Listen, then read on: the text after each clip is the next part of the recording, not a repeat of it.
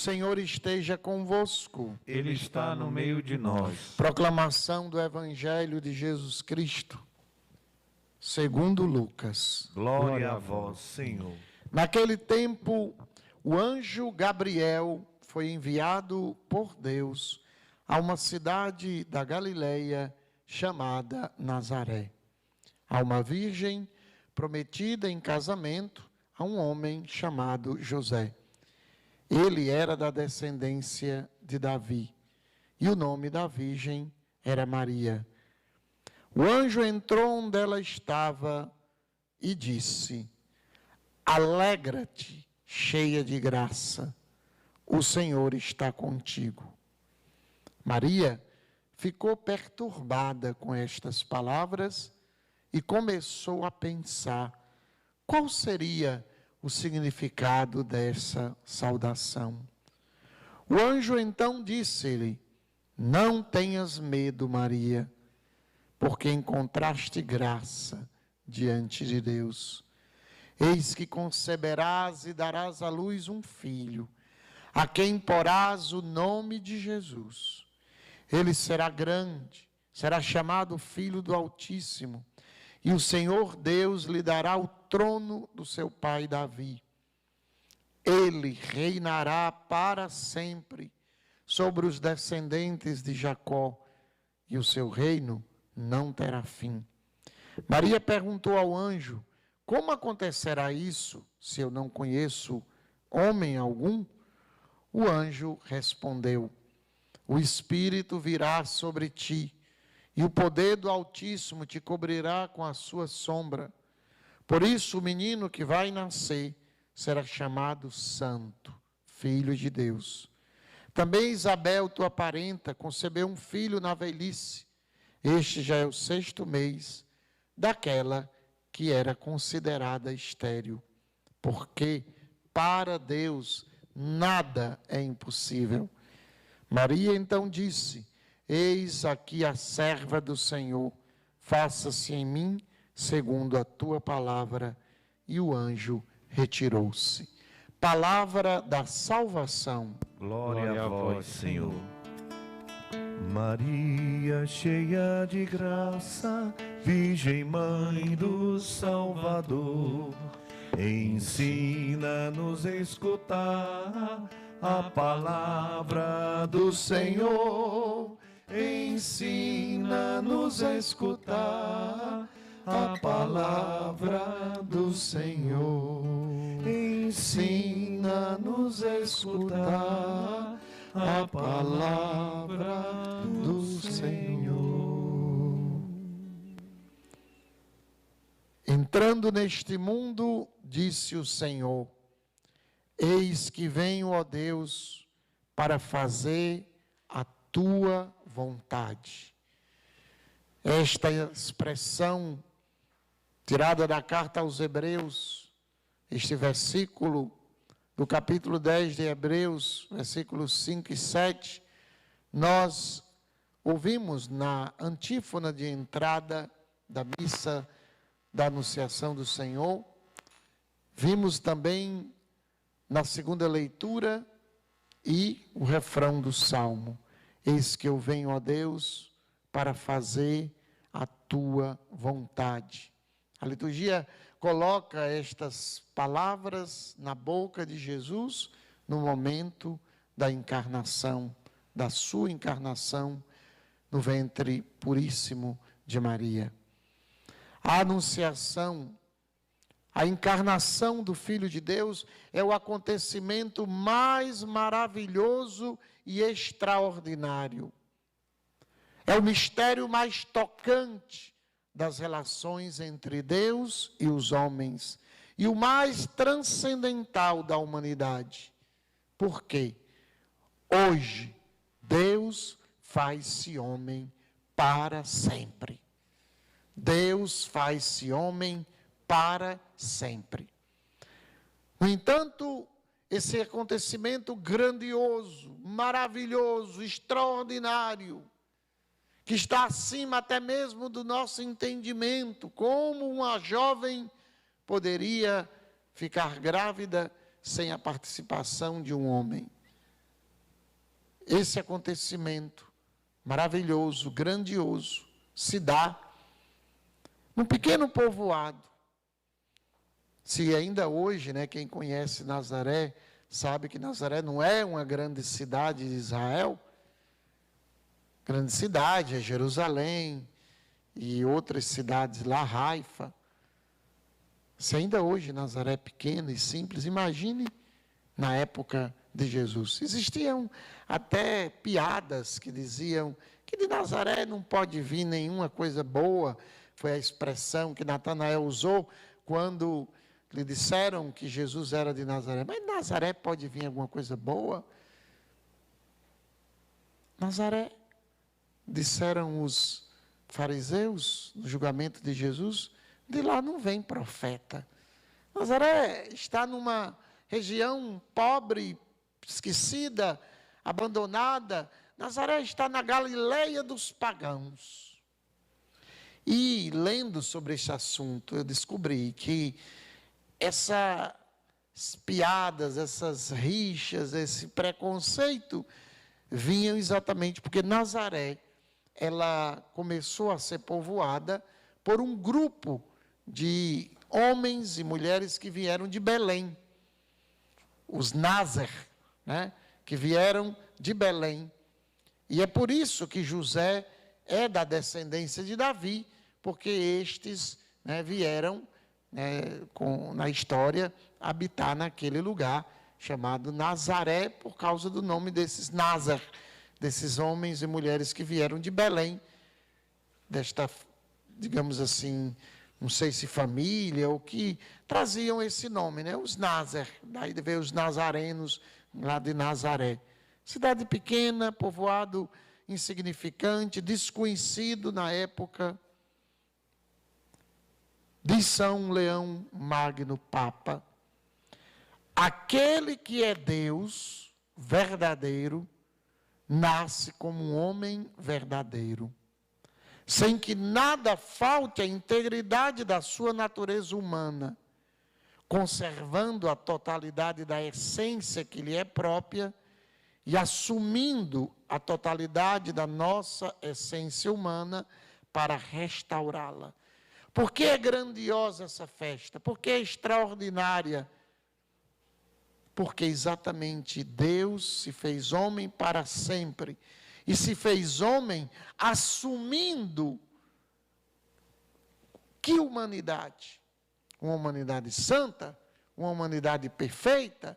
Uma humanidade maravilhosa? Não, assumindo uma humanidade ferida. Uma humanidade doente.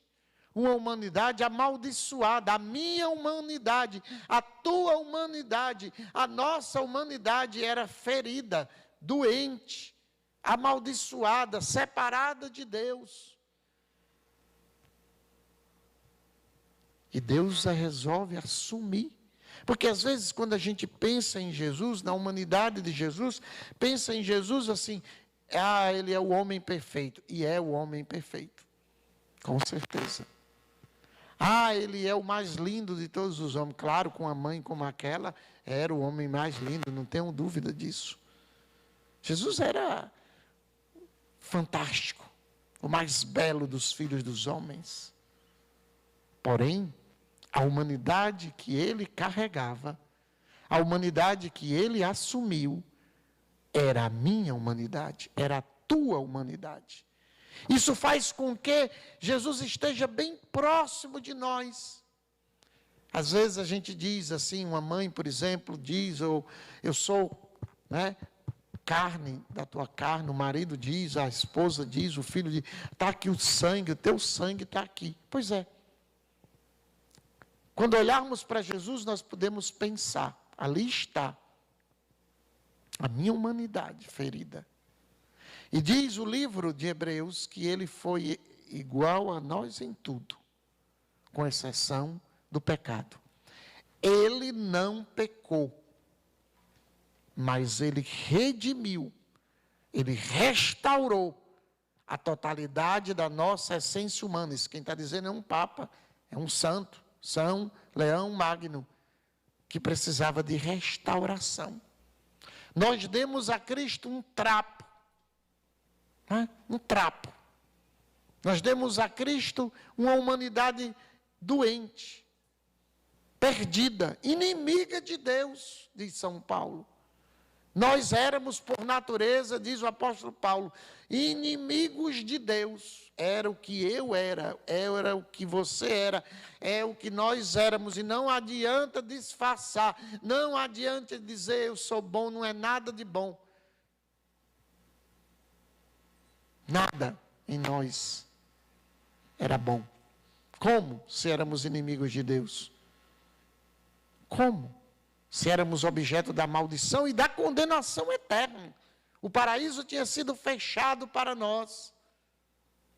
Não havia possibilidade de retorno para Deus, para a felicidade eterna. Estávamos destinados, eu e você, éramos destinados à perdição eterna, à separação eterna de Deus, a um futuro incerto e ao mesmo tempo certos de sofrimento eterno, de uma condenação eterna.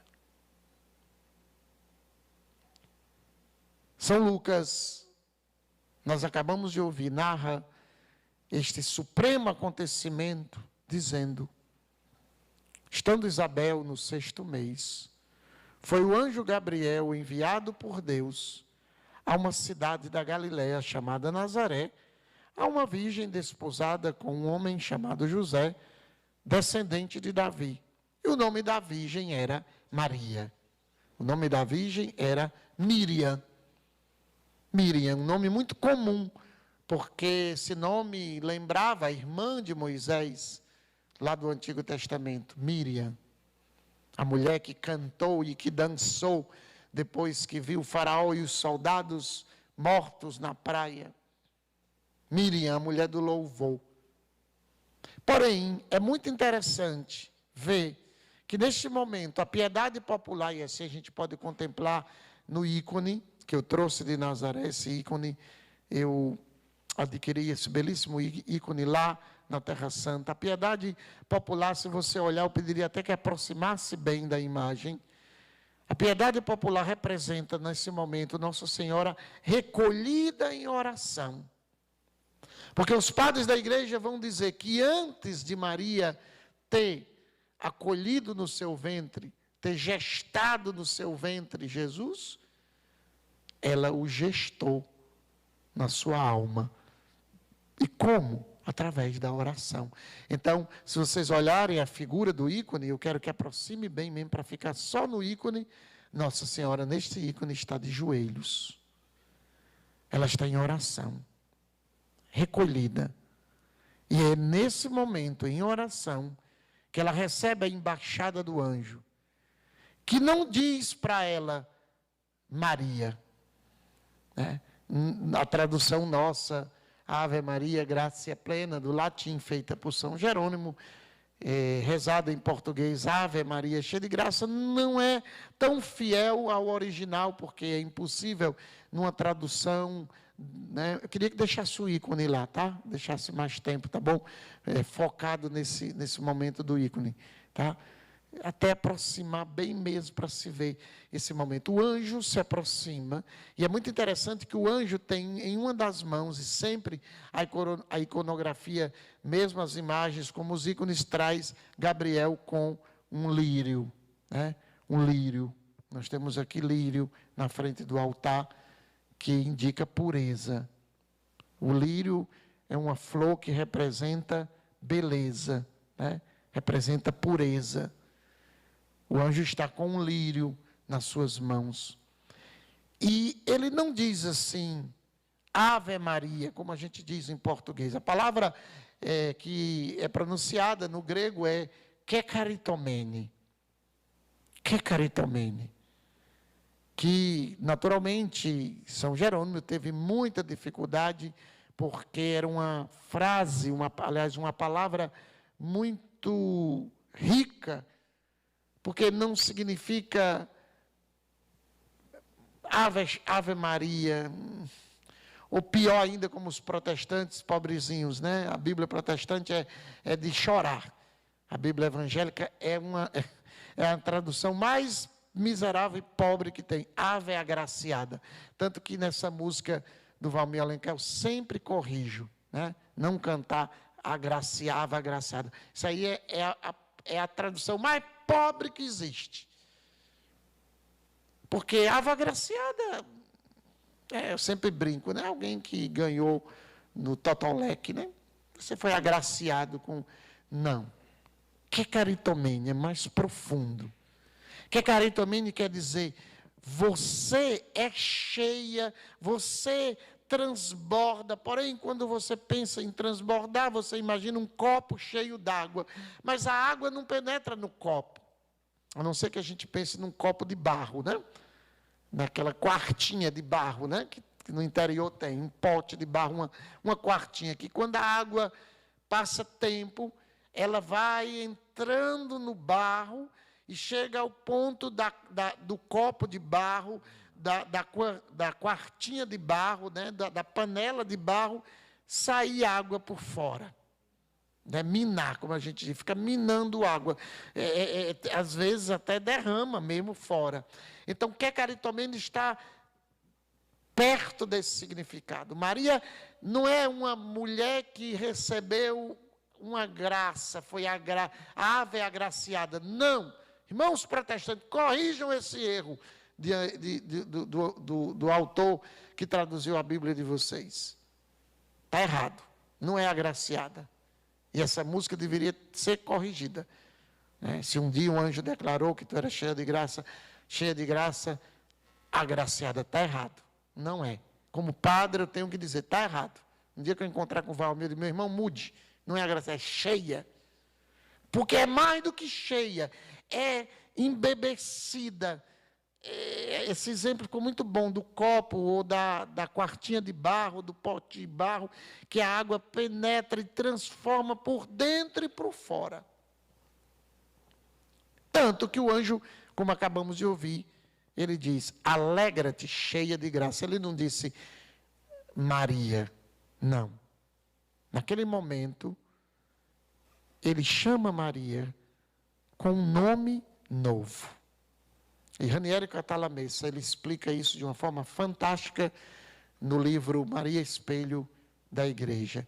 Porque ele diz, a palavra graça tem dois significados. No Novo Testamento, graça é um dom imerecido, um dom que alguém não tinha como receber. E, ao mesmo tempo, a palavra graça significa beleza. Então, nós podemos dizer, o anjo diz, ó toda bela, toda pulcra, toda santa, toda transformada pela graça, porque Maria, ela foi concebida sem a mancha do pecado original.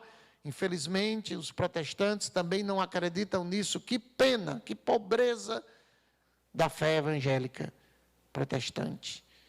Como alguém que foi escolhida para gerar Deus no seu ventre, poderia ser uma qualquer, cheia de pecados, como qualquer, a irmã Maria.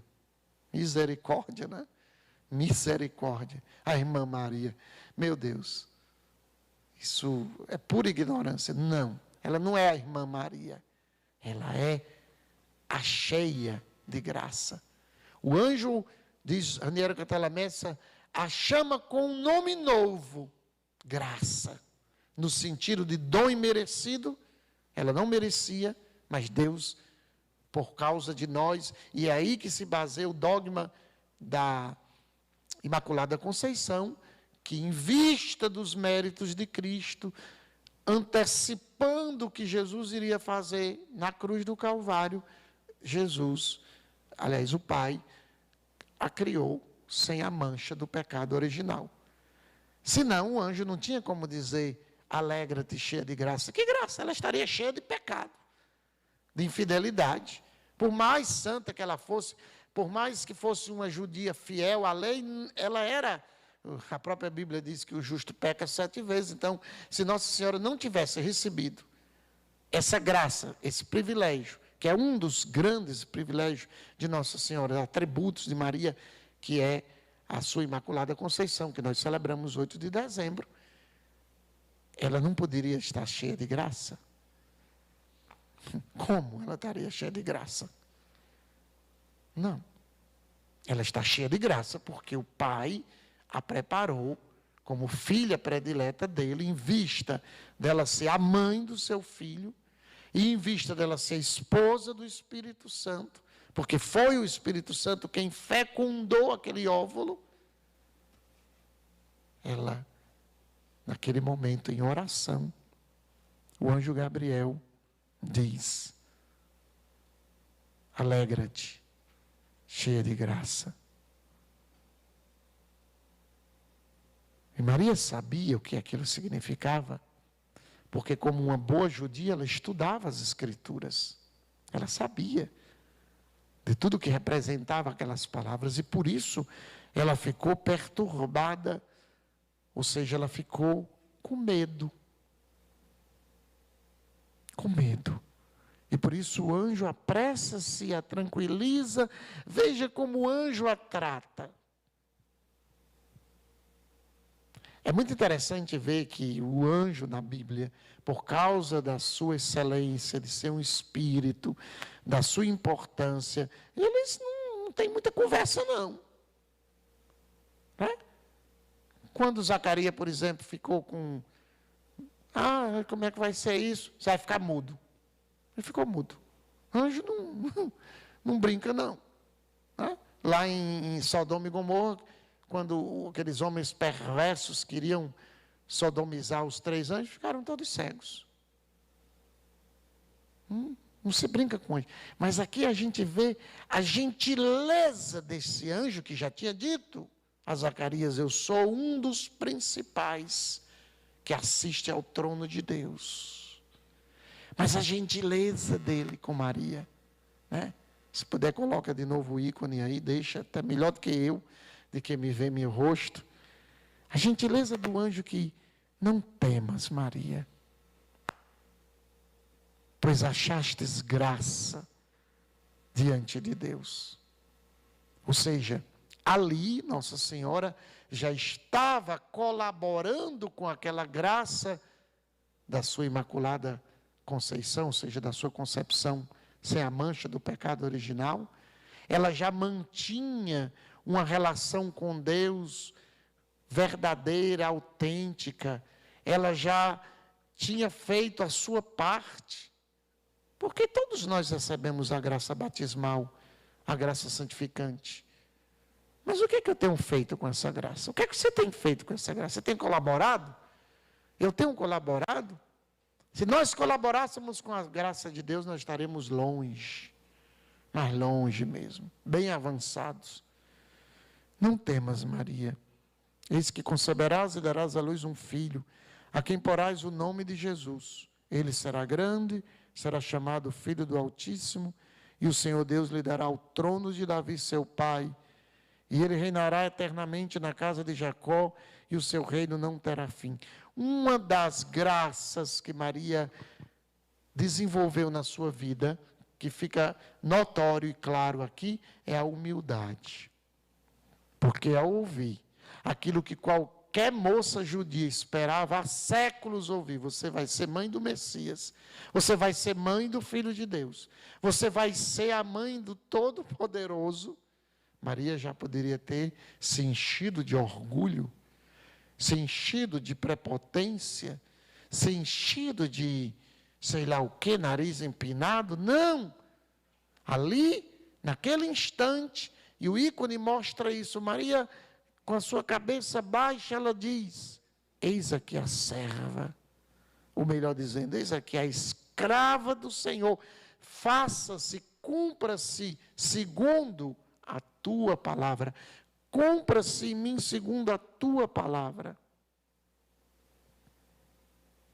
O mensageiro Gabriel saúda Maria cheia de graça. É aqui que encontramos o nome verdadeiro de Maria. E por que o anjo a chama assim? E nós e milhões e bilhões de pessoas rezando o terço irão continuar dizendo: Maria, cheia de graça, ave gracia plena, ave gracia plena.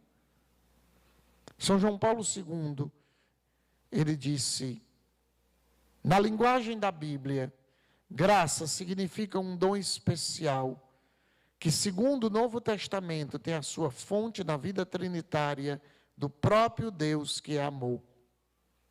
1 João 4, versículo 8. Maria é chamada cheia de graça, ou seja, recebe esse nome, cheia de graça, porque esse nome designa o seu verdadeiro ser.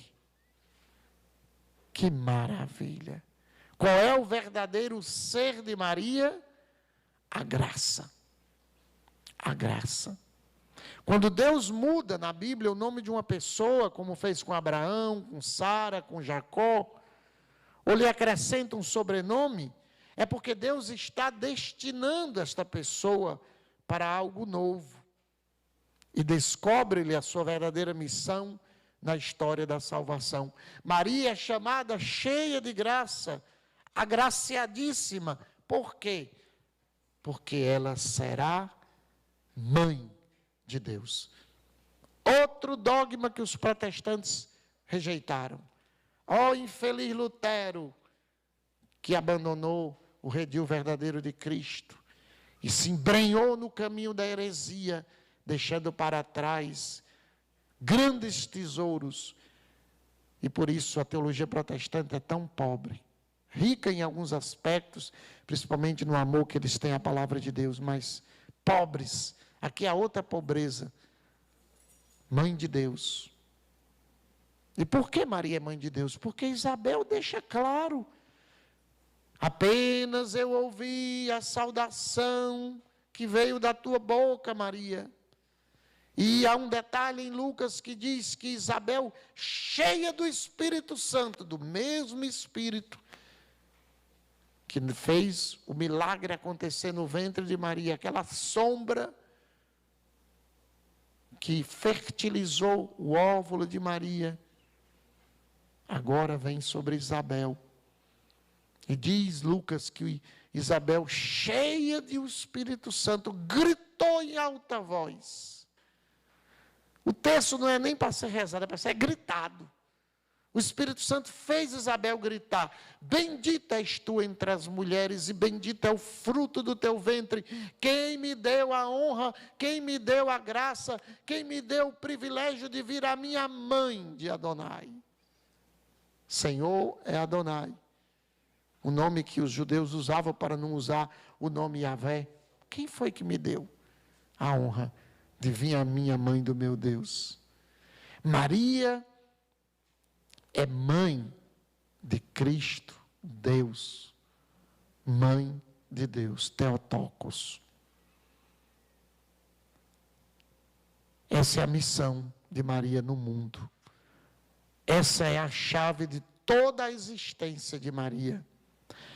A anunciação foi para Maria uma iluminação perfeitíssima, que banhou toda a sua vida. Por isso que eu dizia, né, que a graça em Maria não era como num copo ou num jarro de vidro, que a água não tem nada a ver com o vidro, nem o vidro nada a ver com... Não, ela foi embebida, ela foi... Não tem nem como traduzir, que é caritomene, não tem. Foi o máximo que Ave Maria Graça Plena, que São Jerônimo conseguiu. Mas é muito mais profundo. É a vida dela. É a chave da existência dela. É uma iluminação perfeita que banhou, que mexeu, que transformou, que a tornou bela, toda pulcra, toda santa. Diz São João Paulo II, Maria é introduzida definitivamente no mistério de Cristo por meio desse acontecimento. Se naquele momento Deus se tornou para sempre homem, naquele momento Maria se tornou definitivamente uma, falta até palavra para dizer, uma criatura introduzida no mistério de Cristo. Não tem mais como separar Maria de Cristo. Não tem mais como separar Cristo de Maria. Não tem como. Não há como se separar, como os protestantes fazem, infelizmente.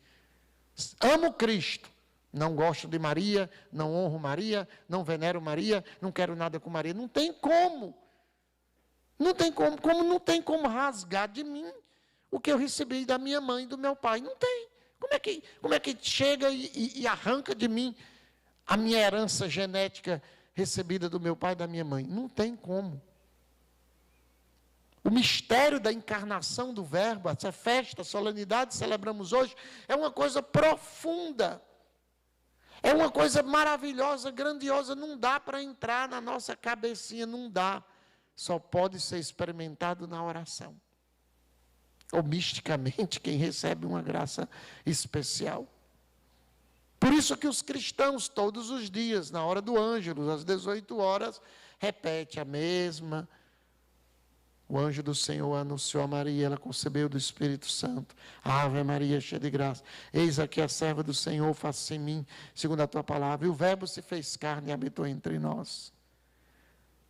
Infelizmente, hoje não acontece como no passado. Os sinos tocavam 6 da manhã, meio-dia e 6 da tarde.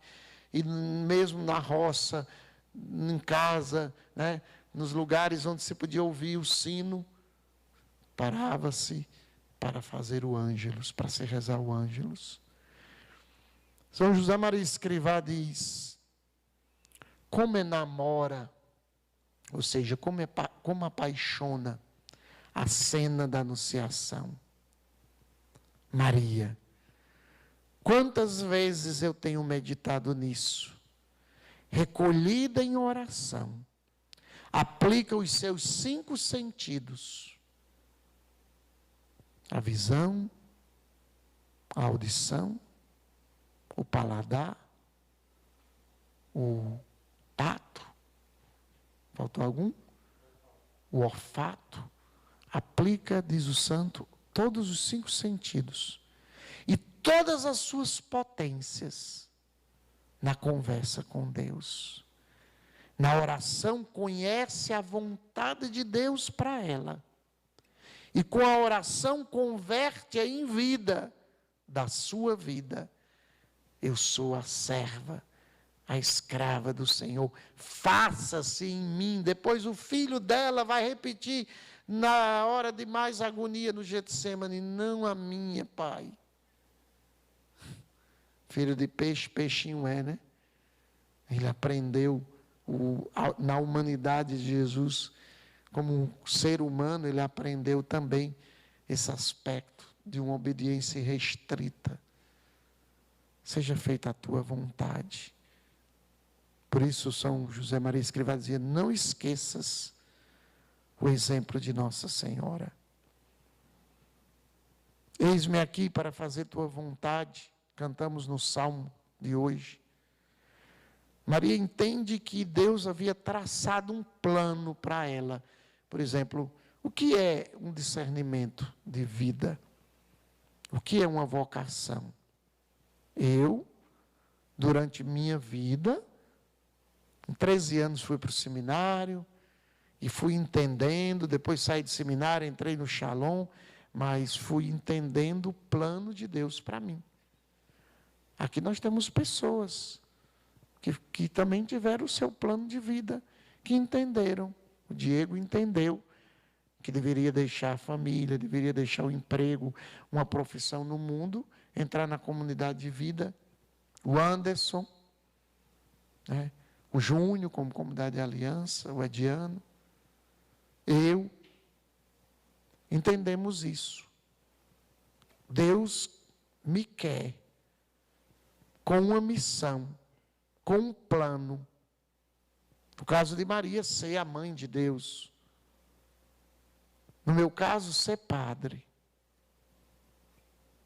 E qual deve ser a minha resposta ao entender que Deus quer isso de mim? Eis aqui o servo. Eis aqui a serva, você que está em casa. Eis aqui a serva. Ah, mas não é fácil ser mãe de família, não. Mas você é escrava. é fácil ser médico e ser... ser padre. Não é fácil. Ser comunidade de vida, como é difícil. Mas você é servo, você é escravo. Como diz o salmista, o escravo tem que ter os olhos nas mãos do seu senhor. E a escrava os olhos nas mãos de sua senhora. E pronto. Maria não foi, mas o que é que José vai pensar? Meu Deus, será que se eu for para a Encare cuidar de Isabel, vou voltar daqui a 3 meses grávida, o que é que o povo dessa cidade vai falar? Que se lixem. Claro que ela não disse isso, né? Maria não estava nem aí para a vontade das pessoas. Sabe qual é o meu problema? Sabe qual é o teu problema? Sabe o que é o nosso problema? É o que as pessoas falam. É o que as pessoas dizem. É o que a vontade das pessoas querem fazer na minha vida e na sua vida. Maria não estava preocupada com isso. Ela entendeu o plano de Deus para ela. Imediatamente, ela começa a fazer a vontade de Deus. Tua prima Isabel, já é o 6º mês, está grávida. Ela poderia ter escutado aquele e ter dito, que bom, nem sabia. Mas eu agora sou a mãe de Deus, eu vou ter que me cuidar. Eu agora vou me preservar, vou chamar José, vou contar. Não, ela vai às pressas trabalhar. Foi cuidar da prima idosa, foi fazer aquilo que uma jovem podia fazer, levar água, varrer casa, fazer comida, foi trabalhar.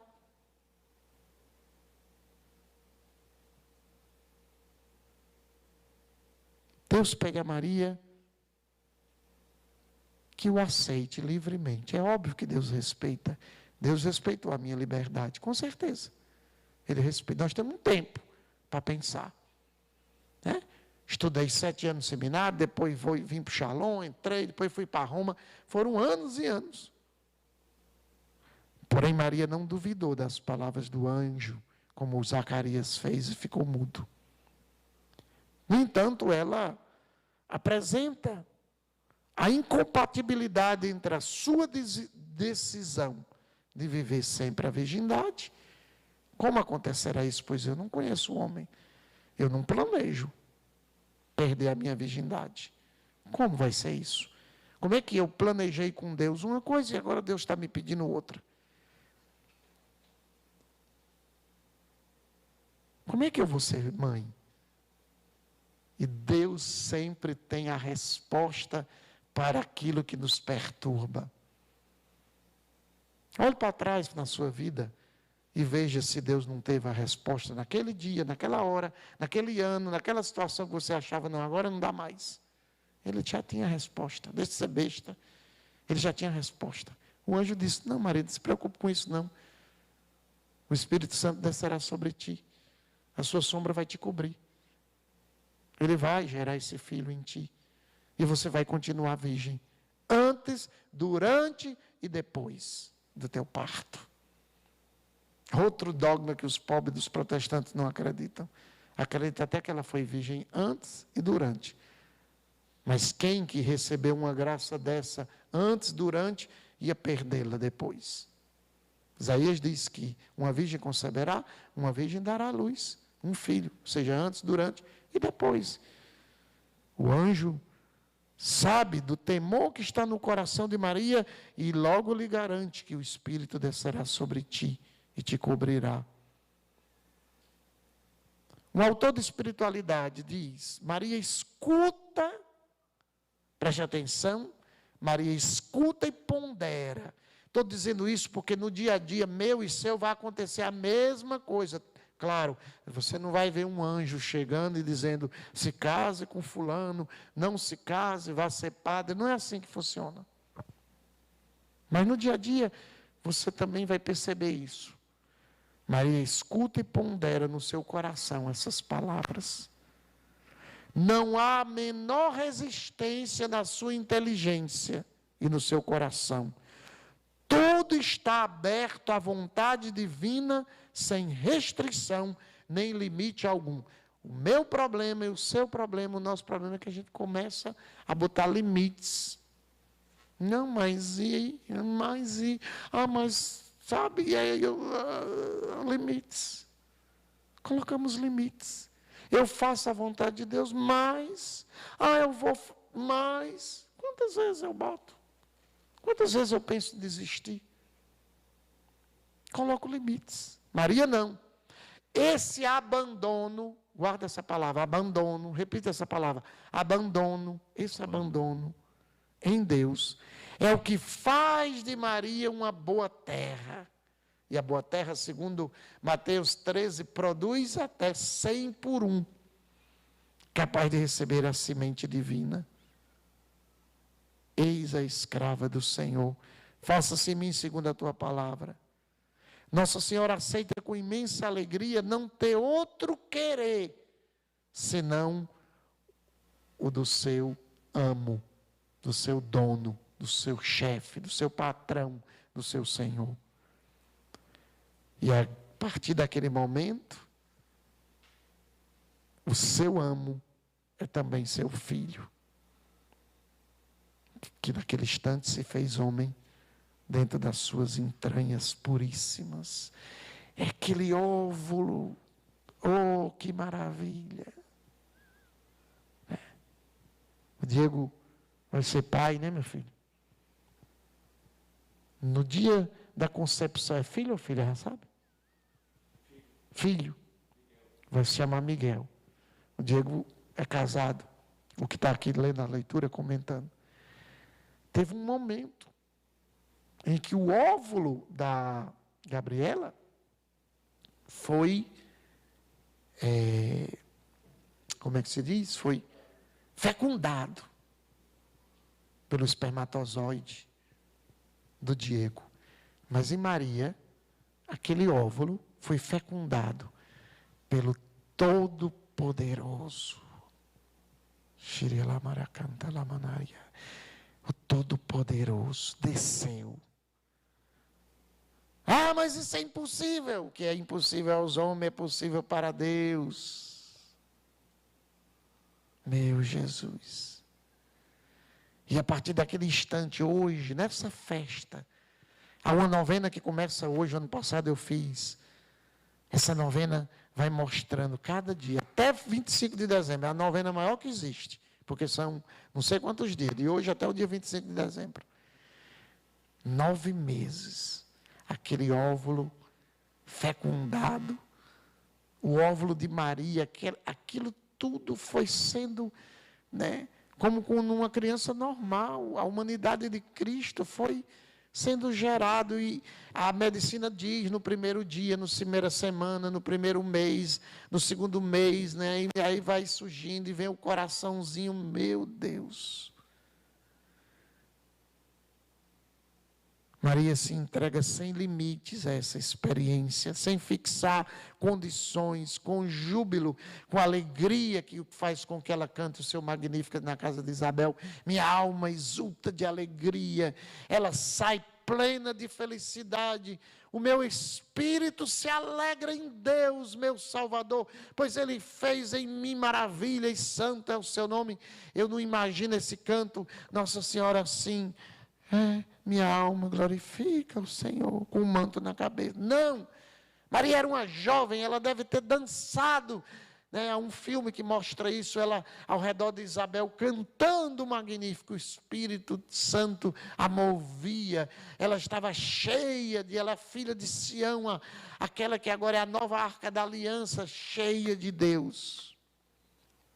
O documento Lumen Gentium do Vaticano II diz: assim Maria, filha de Adão, consentindo na palavra divina, converteu-se em mãe de Jesus, abraçando a vontade de Deus, de todo o coração e sem obstáculo de pecado algum, consagrou-se totalmente como serva do Senhor, à obra do seu Filho, servindo o mistério da redenção sob Ele e com Ele, por graça de Deus onipotente.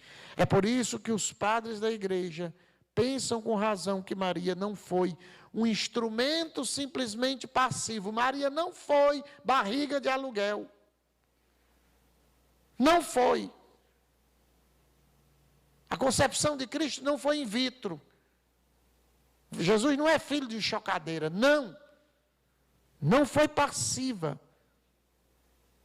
puramente passiva nas mãos de Deus, mas cooperou para a salvação humana com livre fé e obediência. Cooperou, participou, foi ativa.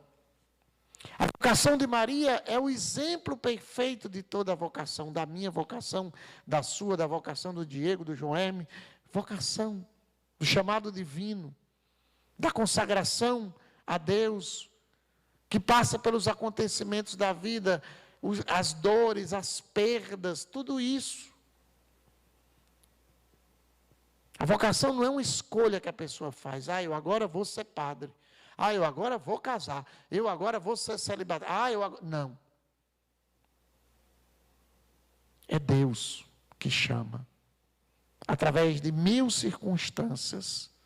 Jesus diz em João 15,16, não fostes vós que me escolheste. Eu acredito que Pedro nunca, Jesus poderia ter passado 1000 vezes naquela praia.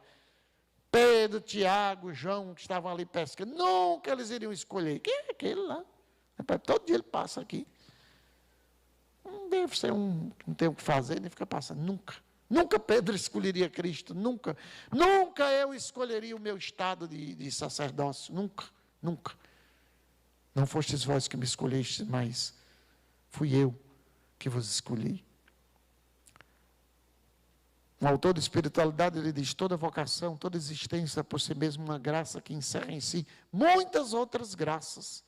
Uma graça, isto é, um dom, algo que se nos dá, que nos é presenteado sem direito algum de nossa parte, sem mérito próprio, sem nada que justifique. Não é necessário que a vocação, a chamada para o cumprimento de um desígnio, a missão atribuída por Deus seja grande ou brilhante. Basta que Deus tenha querido o serviço de nós. Basta o fato de que confia na nossa colaboração. E isto já é em si mesmo tão inaudito, grandioso, que toda uma vida dedicada ao agradecimento não seria suficiente para corresponder. Se você passar a vida toda dizendo, obrigado, Senhor, pelo meu casamento, pela minha esposa, pelo meu filho. Se o João me disser obrigado pela minha esposa, se eu disser obrigado pelo meu sacerdote, a vida toda não vai ser suficiente. Porque foi Deus. Por isso que Maria canta seu magnífico, e o Senhor fez em mim maravilha, santo é seu nome. Devemos hoje agradecer também por ela ter dito sim. Eu e você temos uma dívida com Nossa Senhora. Ai de nós se ela não tivesse dito sim. Faça-se em mim. Ai de mim e de você.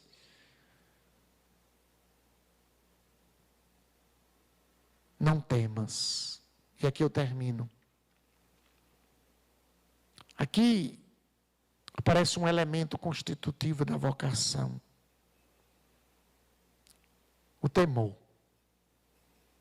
Que vai ser de mim se eu for padre, não casar, não tiver filhos? Quem vai cuidar de mim no futuro? Como vou viver? E se eu não conseguir fazer bem o meu serviço? Como vai ser eu na comunidade de vida, casado, com filhos? Temor. É normal você ter medo. Como vai ser agora, viúva? Como é que vai ser agora? Perdi meu filho. Como é que vai ser agora? Sem emprego. Você que está aí, desempregado. Como é que vai ser agora com essa pandemia? Temor. Não temas, diz São João Paulo II.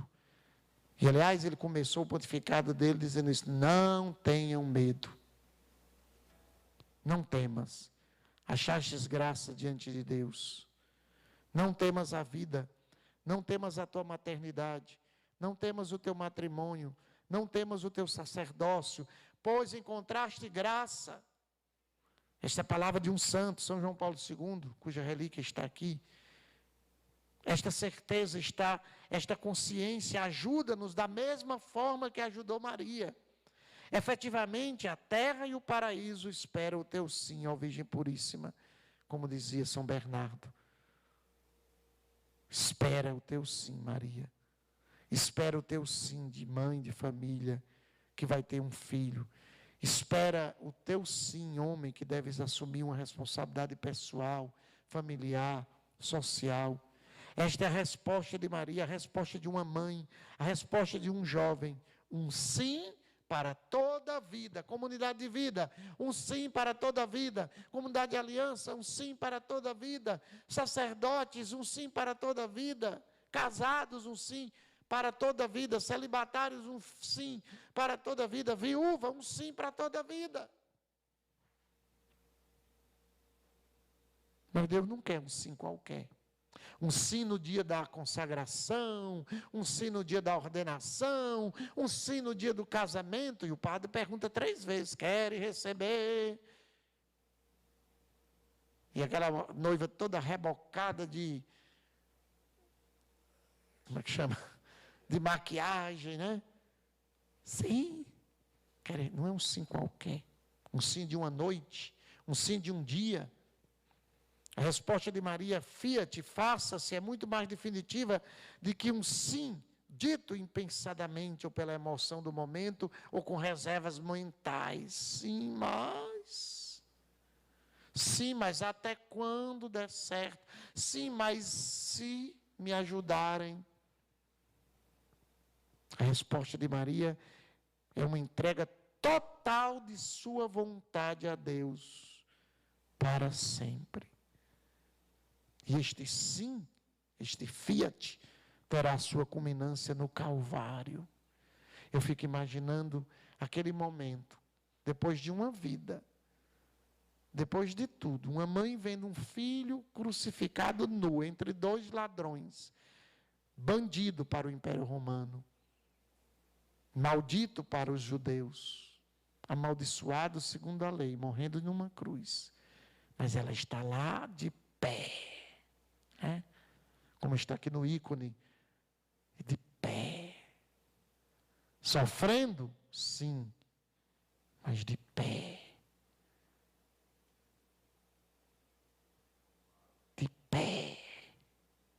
pensativa, sim, de pé. Ali o sim de Maria tem e encontra o seu significado mais puro. Como o nosso sim que o Senhor pede, prolonga-se por toda a vida, em chamadas sucessivas, ao longo dos acontecimentos. Um sim que já prepara outro, né? Você acorda, dá sim para pular da cama, para ir trabalhar, para ir servir, para ir rezar, e aquele sim já é o sim de outros sims durante o dia. O sim a Jesus leva-nos a não pensar em nós mesmos, mas em estar atentos, com o coração vigilante, para em qualquer momento, novamente ouvir a voz do Senhor durante o dia e dizer sim. É uma resposta amorosa, uma correspondência de um amigo, que vai se entrelaçando cada vez mais até a cruz. Até a cruz. Peçamos hoje a Nossa Senhora essa graça.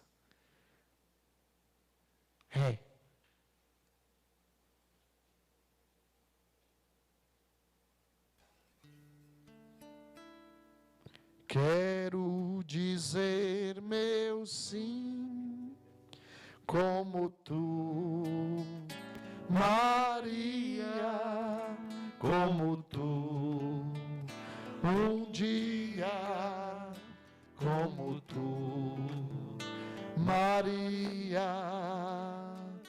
quero amar Jesus, como tu, Maria, como tu, um dia, como tu, Maria, quero adorar a Deus, como tu, Maria, como tu, um dia, como tu, Maria.